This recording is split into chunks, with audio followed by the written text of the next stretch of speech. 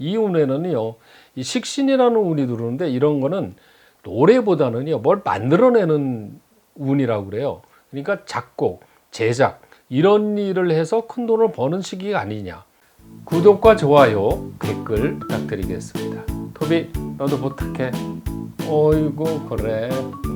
인사. 그래. 안녕하세요. 사주 테라피 현암 김어진입니다. 미스터 트롯 탑6 6분의 사주를 보고 있는데요. 오늘은 드디어 마지막 순서로 임영웅님의 사주를 보겠습니다. 임영웅님은 미스터 트롯 경연에서 진 1등을 차지했죠.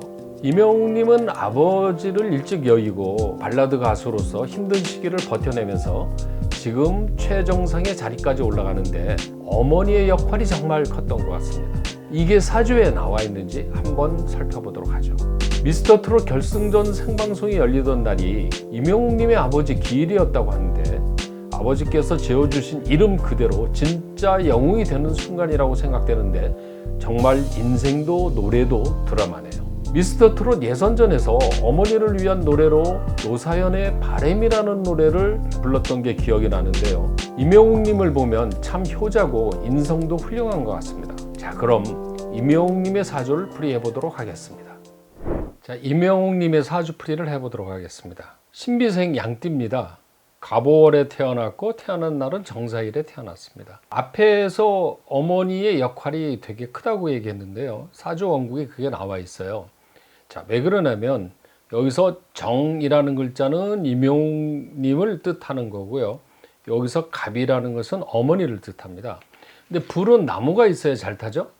목생화가 되는 겁니다. 어머니의 에너지가 임영웅 씨한테 공급되고 있는 사주 구조입니다. 그래서 어머니가 중요한 역할을 하는 사주가 되는 겁니다. 자, 성격 한번 알아보겠습니다.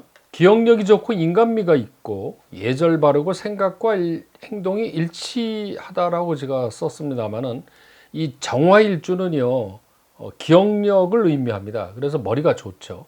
그 다음에 감정 컨트롤을 잘합니다. 기분이 좋거나 나쁘거나 거기에 움직이지 않고 이 평안한 어떤 상태를 유지해 나가는데요. 제가 TV에서 임영웅님을 이렇게 보면은요, 이 굉장히 이렇게 침착하고 안정되고 있는 것을 보는데 이 정화라는 글자에서 오는 특성이 아닐까라는 생각이 듭니다. 근데 생각과 행동이 일치하다고 그랬는데요. 이 위에 글자는 생각, 밑에 있는 글자는 행동이라고 그럽니다. 근데 색깔이 같죠? 그러니까 위에도 빨강이고 밑에도 빨강이니까 생각과 행동이 같다. 이렇게 얘기합니다. 사실 이런 게 뭐 꼭 좋을 수도 있고 나쁠 수도 있습니다만은 뭐 저는 장점으로 보고 있습니다. 다음은 가족 관계입니다. 모친의 영향력은 크나 부친의 영향은 약하다. 아까 얘기한 것지만 어머니의 영향력은 크지만 사실 부친은 일찍 돌아가셨기 때문에 이 영향이 없죠. 근데 여기 사실 부모 복은 없으나라고 표현해 놓은 거는 이거는 왜 이렇게 썼냐면요. 부모님으로부터 받는 금전적인 도움이 없다는 의미로 사실 쓴 겁니다. 근데 표현이 조금 잘못된 거는 같네요. 왜 그러냐면 꼭 부모 복이라는 게 그 돈은 다는 아니지 않습니까? 자, 어쨌든 금전적으로는 그렇다는 얘기고요. 자수성가에서 성공하는 사주고요. 부모님을 잘 모실 수 있는 사주가 됩니다. 다음은 이성관계를 보도록 하겠습니다. 이성에 관심이 적은 편이고요. 이게 갑자기 이성에 관심이 적다. 그 이유는 사주에 비경겁제 있는 분들은 이걸 친구를 뜻해요. 남자들. 그러니까 주변에 남자 친구들이 의리 이런 게 있는 거지 여자를 쫓아다니고 이런 사주는 아닙니다. 그렇다고 해서 여자가 없는 사주는 아니죠. 당연히. 그런데 뒤에서 묵묵히 도와주는 타입의 여성을 선호하는 거죠. 그 이유는 제가 분석을 해보니까 이 사라는 글자 속에는요. 지장간이라고 해서 숨어있는 글자에 경이라는 글자가 있습니다. 그런데 이거는 정제입니다. 정제는 정처를 뜻하거든요. 그러니까 처가 처궁에 딱 들어가 있는 거죠. 뒤에서 내조를 잘 해주는 그런 여성을 좋아할 수가 있다라고 해설을 한 겁니다. 자식이 귀하다고 했는데요. 사실은 이거는 시를 지금 모르는 상태에서 봤기 때문에 그런 겁니다만은 이 시에 반드시 자식이 있을 걸로 봅니다. 다음은 재물운을 보도록 하겠습니다. 돈에 대한 집착보다는 혼자보다는 모두 함께 이런 공익적인 성향이 크거든요. 이유는 사주에 겁재비견이라는 게 깔려 있기 때문에 그렇습니다. 이거는 주변의 동료, 친구 이런 걸 뜻하는데요. 이런 글자가 있는 분들이 대체로 공익적인 성향이 강합니다. 함께 가자는 뜻이죠. 그래서 그런지는 몰라도 임영웅님은 그 기부 천사라고 그래요. 보이지 않게 기부하는 일이 많다고 제가 인터넷에서 본 것 같습니다. 다음은 건강운입니다. 기본적으로 건강 체질이에요. 근데 사주에 이렇게 불기운이 많은 사람은요, 혈압, 심혈관 쪽은 좀 조심해야 될 필요가 있습니다. 그 다음에 불이 많다는 것은 상대적으로 수의 기운이 약하다는 뜻인데요. 수는 신장을 뜻하거든요. 그러니까 이런 신장과 혈압 이런 쪽은 조심해야 되는데, 특히 이런 거는 지금이야 아무 문제가 없죠. 나이가 들어서 50대 이후에 가서는 좀 신경을 써야 되지 않을까, 이런 생각이 듭니다. 자, 이번에는 10년 단위마다 변하는 운, 대운풀이를 해보도록 하겠습니다. 자, 임영웅님은 먼저 13살에서 22살 운을 한번 먼저 보도록 하겠습니다. 이게 10대죠. 어렸을 때인데, 이때는 공부할 때인데 사실은 공부보다는 자기가 하고 싶은 일이 우선인 시기입니다.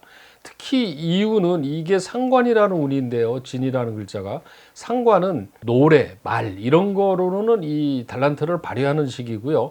또 하나는 기존에 있는 어떤 규칙이라든가 이런 데서 반발하는, 자기가 하고 싶은 일을 하고 싶어하는 이런 기운으로 봅니다. 그래서 하고 싶은 일을 하는 시기다. 그래서 아마도 이 시기에 가수의 길을 먼저 정하고 가지 않았을까라고 봅니다. 자, 지금 운이 23세에서 32세 운인데요. 이 운은 어려운 문제가 해결되는 운인데요. 다만 해결되기 위해서는 그 어려운 문제를 피하고 도망가는 것보다 정면으로 부딪히면은 해결이 된다고 하죠. 즉 무슨 얘기냐, 이럴까 저럴까 하지 말고 나는 나의 길은 이 길이야 라고 한쪽으로 쭉 갔을 때는 그게 되는 거죠. 그러니까 임영웅님이 이 20대 30대가도 오로지 가수로서의 길을 걸은 데서 성공의 요인이 아닌가, 이렇게 보고 있습니다. 다음 대운은 33세에서 42세입니다. 이 운은 정제정인이라는 운인데요. 재물과 명예가 동시에 얻을 수 있는 운이라고 그래요. 그러니까 굉장히 좋은 운이죠. 그 다음에 43세에서 52세 운, 이 운에는요, 이 식신이라는 운이 들어오는데, 이런 거는 노래보다는요, 뭘 만들어내는 운이라고 그래요. 그러니까 작곡, 제작 이런 일을 해서 큰 돈을 버는 시기가 아니냐. 그리고 이 운에서는 40대에서는 노후 준비를 끝낼 수 있으면 참 좋은 운입니다. 자, 53세 운입니다. 53세에서 62세 운은, 이 운에는 건강에 신경을 써야 되는 운입니다. 이 대운의 특징은요, 살다 보면 어느 한때가 상당히 힘들 수 있는 운이 꼭 두르게 돼 있거든요. 근데 임영웅님은 이 53세에서 62세, 근데 이유는 건강에 대해서 신경을 써야 되지 않을까, 이렇게 예측을 해보겠습니다.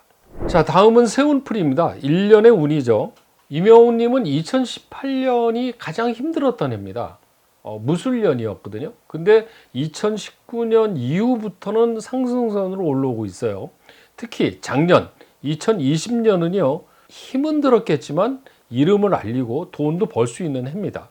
작년이 괜찮은 해죠. 작년에 진이 된 해지 않습니까? 그렇지만 작년엔 몸은 좀 힘들었을 걸로 보는데, 올해가 정말 좋은 해입니다. 올해 2021년은 재물운이 아주 좋은 해입니다. 그래서 큰 돈이 들어올 수 있는 운인데, 제가 이 탑시스 분들을 이렇게 쫙 보니까 광고를 제일 많이 찍은 분이 임영웅 님이더라고요.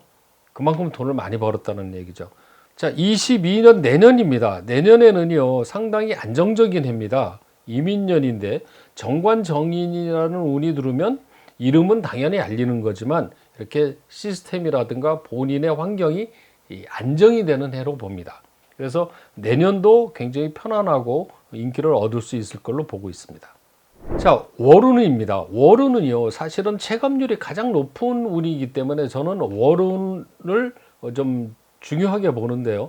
특히 좋은 운은 큰 문제가 안 되겠죠. 나쁜 운이 문제입니다. 왜 그러냐면 사주라는 것은 나쁜 운을 예측을 해서 그걸 대비하면은 문제가 없어지죠. 그래서 나쁜 운이 사실은 중요한 겁니다. 먼저 좋은 달을 보면은요, 11월, 12월, 그 다음에 내년 1월, 연말이 굉장히 좋네요. 그러니까 올해는 연말에 가서 굉장히 더 좋은 일이 생기지 않을까, 이렇게 봅니다. 연말에는 대상 이런 게 많잖아요. 그런 데서 어떤 큰 성과가 나오지 않을까라는 기대를 해봅니다. 자, 나쁜 달입니다. 5월에는 4월은 이런 달에는 이제 말 조심을 해야 되는 달이라고 그래요. 왜 그러냐면 이 상관이 들어와서 정관을 치는 달이기 때문에 말을 조심해야 되는 달이다. 이렇게 얘기를 합니다. 7월은 지금 이 달인데요. 심리적인 불안, 실수, 간혹 가다가 문서 계약 이런 거는 7월에는 안 하는 게 좋습니다. 그 다음에 10월입니다. 10월은 과로 조심해야 됩니다. 과로. 이런 달에는 일을 많이 해서 오는 그런 문제가 생기죠. 자, 이번에는 22년의 월운을 보도록 하겠습니다. 내년이죠. 좋은 달을 먼저 보겠습니다. 좋은 달은 8월, 9월, 10월, 11월 후반에 몰려 있어요.